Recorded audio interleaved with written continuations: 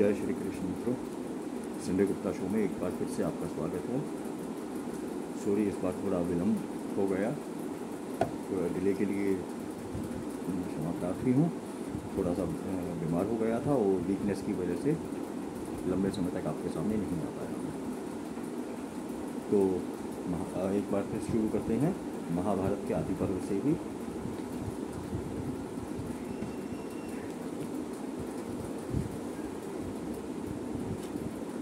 देव दानव आदि का मनुष्यों के रूप में अंशावतार और कर्ण की उत्पत्ति जैसे है वैसे ही मैं आपके सामने प्रस्तुत कर रहा हूँ। वैशंपायन जी कहते हैं, जन्मेजय, अब मैं यह वर्णन करता हूँ कि किन किन देवता और दानवों ने किन किन मनुष्यों के रूप में जन्म लिया। दानवराज विप्रचित्ति, जरासंध और हिरण्यकश्यप शिशुपाल हुआ। सहलाद शल्य और अनुलाद धृष्टकेतु हुआ था। शिवी दैत्य द्रुम राजा के रूप में और वाशकल भागदत्त हुआ था। राजा भागदत्त जो है वो उसका वर्णन आपको महाभारत के जो युद्ध पर्व है, आई थिंक द्रोण पर्व में इसका उल्लेख मिलेगा। भयंकर युद्ध किया था इसमें। कालनेमी दैत्य ने ही कंस का रूप धारण किया था। भारद्वाज मुनि के यहाँ बृहस्पति जी के अंश से द्रोणाचार्य अवतीर्ण हुए। वे श्रेष्ठ धनुर्धर, उत्तम शास्त्र वेदा और परम तेजस्वी थे। उनके यहाँ महादेव, यम, काल और क्रोध के सम्मिलित अंश से भयंकर अश्वत्थामा का जन्म हुआ था। अश्वत्थामा के बारे में जो गुरु द्रोण थे उन्होंने एक बार बोला था कि अगर इसके अंदर मृत्यु का भय ना हो तो इससे भयंकर योद्धा, इससे पराक्रमी योद्धा पूरे महाभारत में उस समय जो योद्धा थे कोई भी उसका सामना नहीं कर सकता था। पर वो मृत्यु से बहुत डरता था, इस वजह से पूरे मन से वो कभी युद्ध नहीं कर पाया।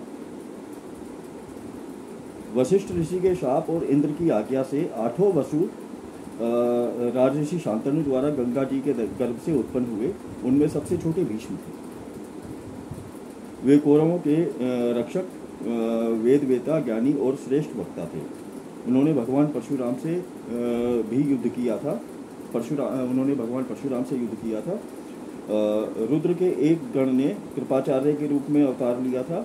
द्वापर युग के अंश से शकुनी का जन्म हुआ था। मरुदगण के अंश से वीरवर, सत्यवादी सात्यकी, राजऋषि द्रुपद, कृतवर्मा और विराट का जन्म हुआ था। अरिष्टा का पुत्र हंस नामक गंधर्व राज धृतराष्ट्र के रूप में पैदा हुआ था और उनका छोटा भाई पांडु के रूप में। सूर्य के अंश धर्म ही विदुर के नाम से प्रसिद्ध हुए। कुरुकुल कलंक दुरात्मा दुर्योधन कलयुग के अंश से उत्पन्न हुआ था। उसने आपस में वैर की आग सुलगाकर पृथ्वी को भस्म किया।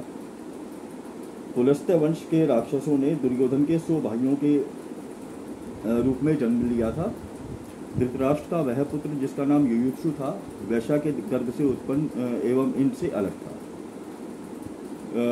युधिष्ठिर धर्म के अवतार थे। भीमसेन वायु के, अर्जुन इंद्र के तथा नकुल सहदेव अश्विनी कुमारों के अंश से उत्पन्न हुए थे। चंद्रमा का पुत्र वर्चा अभिमन्यु हुआ था। वर्चा अभिमन्यु से अपने पुत्र से बहुत, चंद्रमा अपने पुत्र वर्चा से बहुत प्यार करते थे और उन्होंने बोला था कि जो महायोद्धा सबसे पहले सबसे बाद में उत्पन्न होगा, जन्म होगा उसका, और लेकिन और सबसे पहले वो मरेगा मतलब मेरे पास आएगा। तो अभिमन्यु सबसे बाद में पैदा हुए थे और सबसे पहले महाभारत के युग में द्रोण पर्व में सबसे पहले जो महायोद्धा पहला जो मरा था, मतलब वीर गति को जो प्राप्त हुए थे, वो अभिमन्यु थे। और इसमें भी वही वर्णन दिया हुआ है। चंद्रमा का पुत्र वर्चा अभिमन्यु हुआ था। वर्चा के जन्म के समय चंद्रमा ने देवताओं से कहा था कि मैं अपने प्राण प्यारे पुत्र को नहीं भेजना चाहता, फिर भी इस काम से पीछे हटना उचित जान नहीं पड़ता। असुरों का वध करना भी तो अपना ही काम है, इसलिए वर्चा मनुष्य बनेगा तो सही, परंतु वहाँ अधिक दिनों तक नहीं रहेगा। इंद्र के अंश से नरावतार अर्जुन होगा, जो नारायण अवतार श्री कृष्ण से मित्रता करेगा। मेरा पुत्र अर्जुन का ही पुत्र होगा। नर नारायण की अनुपस्थिति न रहने पर मेरा पुत्र चक्रव्यूह का भेदन करेगा और घमासान युद्ध करके बड़े बड़े महारथियों को चकित कर देगा।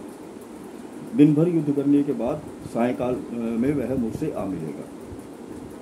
इसकी पत्नी से जो पुत्र होगा वही कुरुकुल का वंशाधार होगा।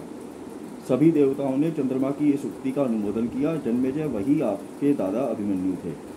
अग्नि के अंश से धृष्टद्युम्न और एक राक्षस के अंश से शिखंडी का जन्म हुआ था।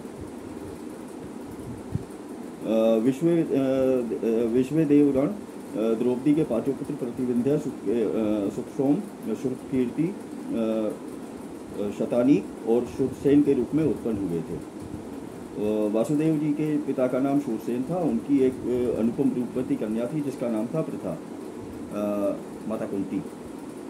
शूरसेन ने अग्नि के सामने प्रतिज्ञा की थी कि मैं अपनी पहली संतान अपनी बुआ के संतानहीन पुत्र कुंती भोज को दे दूंगा। उनके यहाँ पहले प्रथा का जन्म हुआ, इसलिए उन्होंने उसे कुंती भोज को दे दिया। जिस समय प्रथा छोटी थी अपने पिता कुंती भोज के साथ रहती थी और अतिथियों का सेवा सत्कार करती थी। एक बार ऋषि दुर्वासा आए और प्रथा ने उनकी बड़ी सेवा की और उससे प्रसन्न होकर उन्होंने वरदान दिया कि ये श्लोक है, इस श्लोक को पढ़ के जो भी आप जिस भी देवता का स्मरण करोगे वो देवता आपके सामने प्रकट हो जाएंगे। और जैसा कि आप जानते हैं उन्होंने सूर्यदेव को आह्वान किया और सूर्यदेव प्रकट हुए और कर्ण का जन्म हुआ। और कर्ण के जन्म का वो आपको पता ही है कि उन्होंने बहा दिया था गंगा जी में। तो आज की कथा हम यहीं समाप्त करते हैं। वीडियो वैसे भी काफ़ी लंबा हो गया है और अगले वीडियो में मैं आपको विश्लेषण करूँगा। तब तक के लिए जय श्री राम।